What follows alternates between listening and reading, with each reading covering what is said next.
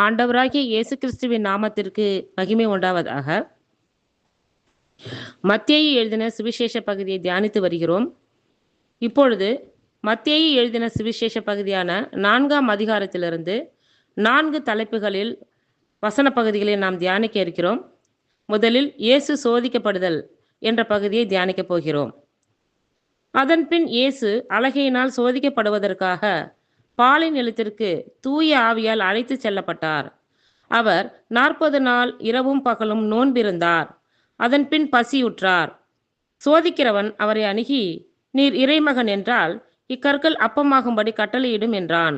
அவர் மறுமொழியாக, மனிதர் அப்பத்தினால் மட்டுமன்று கடவுளின் வாயினின்று வரும் ஒவ்வொரு சொல்லினாலும் உயிர் வாழ்கின்றார் என எழுதியுள்ளதே என்றார். பின்னர் அலகை அவரை திருநகரத்திற்கு கூட்டிச் சென்றது. கோயில் முகட்டில் அவரை நிறுத்தி, நீர் இறைமகன் என்றால் கீழே குதியும். தம் தூதருக்கு உம்மை குறித்து அவர் கட்டளையிடுவார். உமது கால் கல்லில் மோதாதபடி அவர்கள் தங்கள் கைகளில் உம்மை தாங்கிக் கொள்வார்கள் என எழுதியுள்ளது என்று அலகை அவரிடம் சொன்னது. இயேசு அதனிடம், உன் கடவுளாகிய ஆண்டவரை சோதிக்க வேண்டாம் எனவும் எழுதியுள்ளதே என்று சொன்னார். மறுபடியும் அலகை அவரை மிக உயர்ந்த ஒரு மலைக்கு கூட்டிச் சென்று உலக அரசுகள் அனைத்தையும் அவற்றின் மேன்மையையும் அவருக்கு காட்டி அவரிடம், நீர் நெடுஞ்சான் கிடையாக விழுந்து என்னை வணங்கினால் இவை அனைத்தையும் உமக்கு தருவேன் என்றது. அப்பொழுது இயேசு அதனிடம், அகன்று போ சாத்தானே, ஏனெனில் உன் கடவுளாகிய ஆண்டவரை வணங்கி அவர் ஒருவருக்கே பணி செய் எனவும் எழுதியுள்ளதே என்றார். பின்னர் அலகை அவரை விட்டு அகன்றது. உடனே வானதூதர் வந்து அவருக்கு பணிவிடை செய்தனர். இரண்டாவது பகுதியாக இயேசு கலிலியாவில் பணி தொடங்குதல் என்ற பகுதியை நாம் தியானிக்கலாம். யோவான் கைது செய்யப்பட்டதை இயேசு கேள்விப்பட்டு கலிலியாவுக்கு புறப்பட்டு சென்றார்.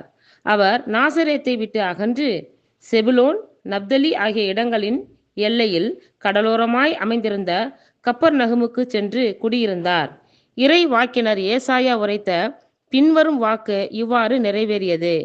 செபுலோன் நாடே, நப்தலி நாடே, பெருங்கடல் வழி பகுதியே, யோர்தானுக்கு அப்பால் உள்ள நிலப்பரப்பே, பிற இனத்தவர் வாரும் கலிலியாவே, காரிருளில் இருந்த மக்கள் பேரொளியை கண்டார்கள். சாவின் நிழல் சூழ்ந்துள்ள நாட்டில் குடியிருப்போர் மேல் சுடரொளி உதித்துள்ளது. அது முதல் இயேசு, மனம் மாறுங்கள், ஏனெனில் விண்ணரசு நெருங்கி வந்துவிட்டது என பறைசாற்ற தொடங்கினார். மூன்றாவது பகுதியாக முதல் 4 சீடர்களை அழைத்தல் என்ற பகுதியை தியானிக்கப் போகிறோம். இயேசு கலிலிய கடலோரமாய் நடக்கும்போது சகோதரர் இருவரை கண்டார். ஒருவர் பேதுரு எனப்படும் சீமோன், மற்றவர் அவர் சகோதரரான அந்திரேயா. அவர்கள் கடலில் வலை வீசிக் கொண்டிருந்தார்கள், ஏனெனில் அவர்கள் மீன் பிடிப்பவர்கள். இயேசு அவர்களை பார்த்து, என் பின்னே வாருங்கள், நான் உங்களை மனிதரை பிடிப்பவர்கள் ஆக்குவேன் என்றார். உடனே அவர்கள் வலைகளை விட்டுவிட்டு அவரை பின்பற்றினார்கள். அங்கிருந்து அப்பால் சென்றபோது வேறு 2 சகோதரர்களை கண்டார். அவர்கள் செபிதேயுவின் மகன் யாக்கோபும் அவருடைய சகோதரரான யோவானும் ஆவார்கள். அவர்கள் தந்தை செபிதேயுடன் படகில் வலைகளை பழுது பார்த்து கொண்டிருந்தார்கள். இயேசு அவர்களையும் அழைத்தார். உடனே அவர்கள் தங்கள் படகையும் தந்தையையும் விட்டுவிட்டு அவரை பின்பற்றினார்கள். நான்காவதாக திரளான மக்களுக்கு பணிபுரிதல் என்ற பகுதியை தியானிக்கலாம். அவர் கலிலிய பகுதி முழுவதும் சுற்றி வந்தார். அவர்களுடைய தொழுகை கூடங்களில் கற்பித்தார். விண்ணரசு பற்றிய நற்செய்தியை பறைசாற்றினார். மக்களிடையே இருந்த நோய் நொடிகள் அனைத்தையும் குணமாக்கினார். அவரை பற்றிய பேச்சு சீரிய நாடு முழுவதும் பரவியது. பல்வேறு பிணிகளாலும் வாதைகளாலும் வருந்திய நோயாளர், பேய் பிடித்தோர், மதிமயங்கியோர், முடக்குவாதம் முற்றோர் ஆகிய அனைவரும் அவரிடம் அழைத்து வரப்பட்டனர். அவர் அவர்களை குணமாக்கினார்.